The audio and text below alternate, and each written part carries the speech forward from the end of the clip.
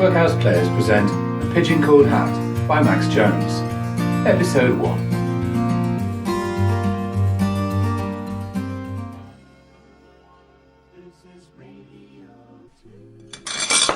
I knew it! Well, what a bloody scandal! I never liked my grandfather. I should state that he also never liked me. Later in life, I will put it down to my not matching his idea of what a boy should be. He thought I was too feminine in how I looked and acted, and he and my brother would often loudly swap notes on what lipstick I preferred when my mother was out of earshot. He blamed her indirectly for my lack of manliness. He despised me for not liking fishing and crying when he started a play fight by landing a stinging blow on my ear without warning. I thought he, in turn, was a self-centered, ignorant bully, an attention seeker who never really knew what to do with the attention once he'd gained it. I only found the words to describe this much later in life. At the time, I just hated him.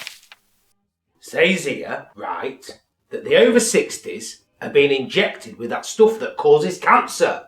They want to kill us off! Yes, he's pretending to read this. To save the Treasury mandarins money on pensions.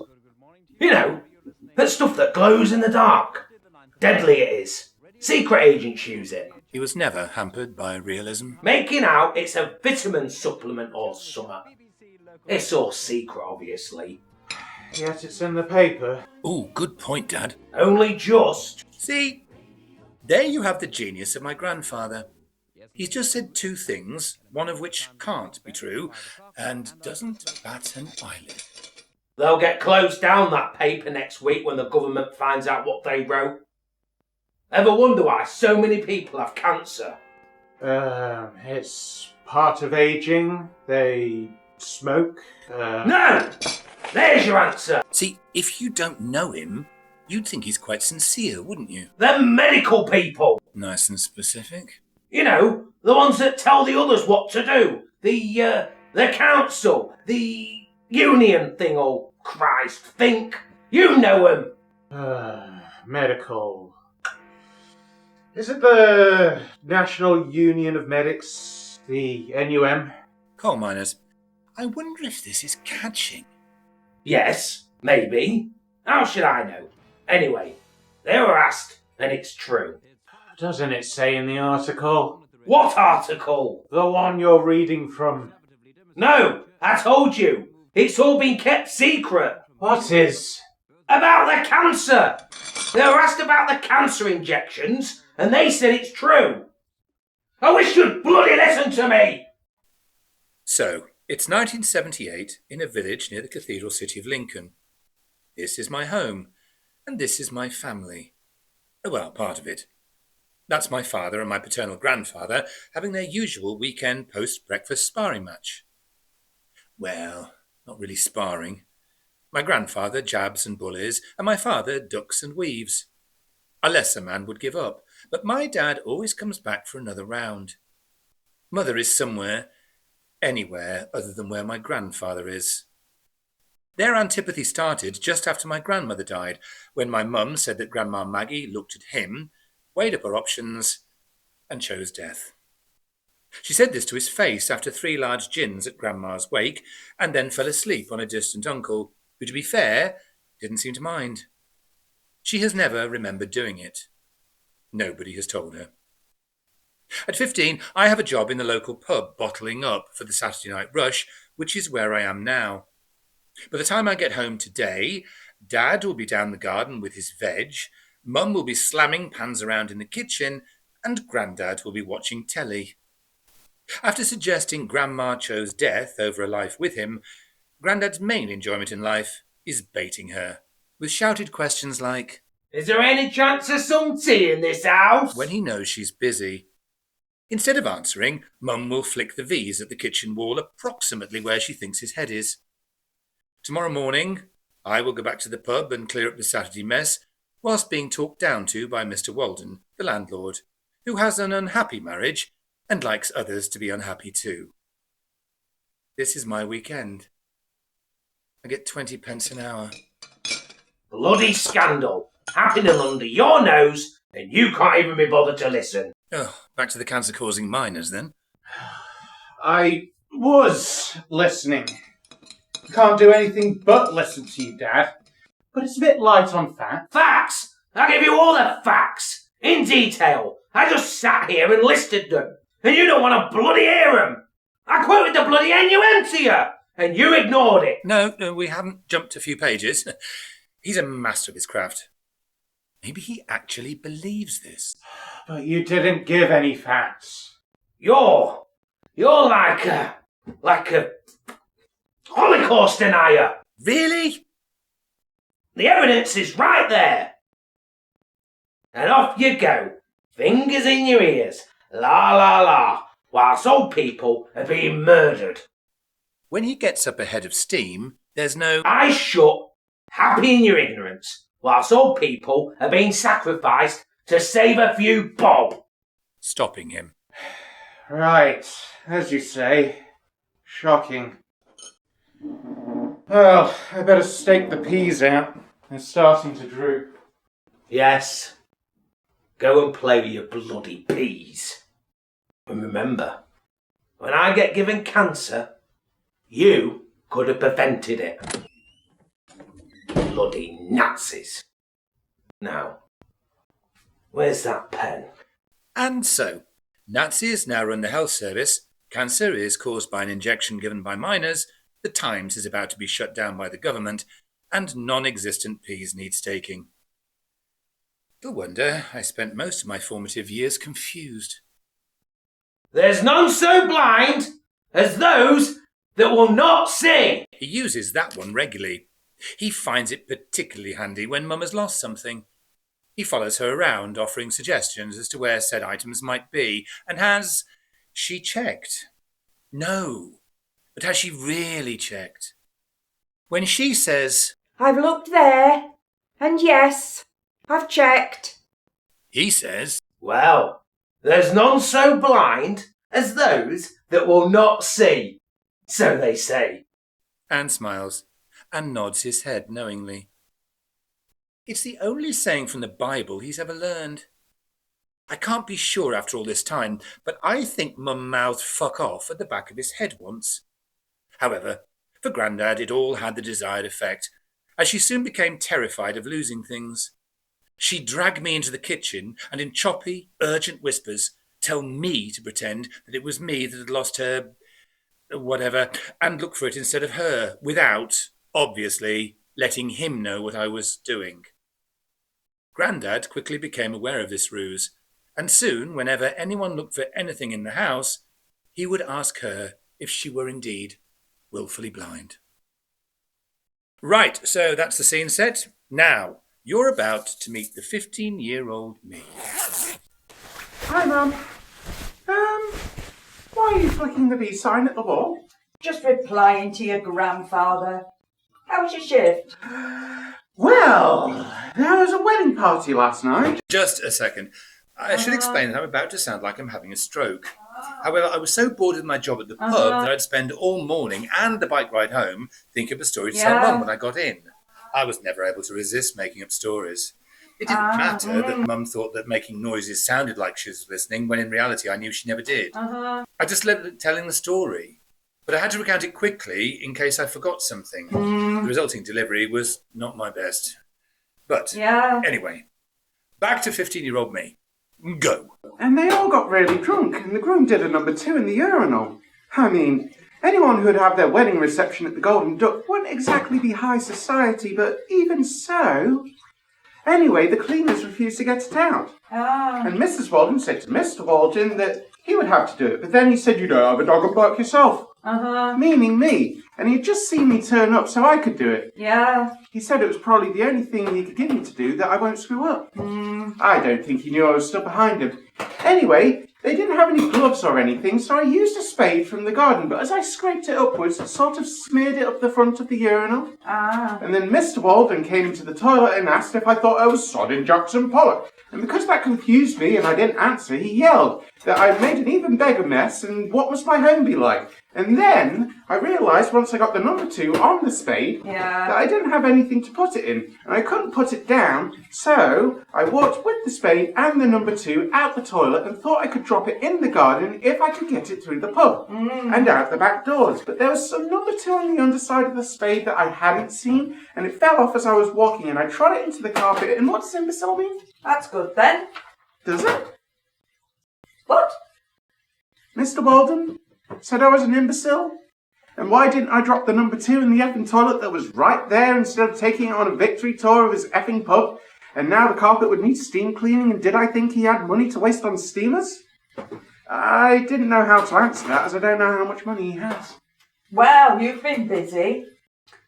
Look, can you just go upstairs and check the bathroom? Maureen will be here in 10 minutes, and your grandfather was in there for a good half an hour this morning. I've no idea what he's done. I daren't go and look.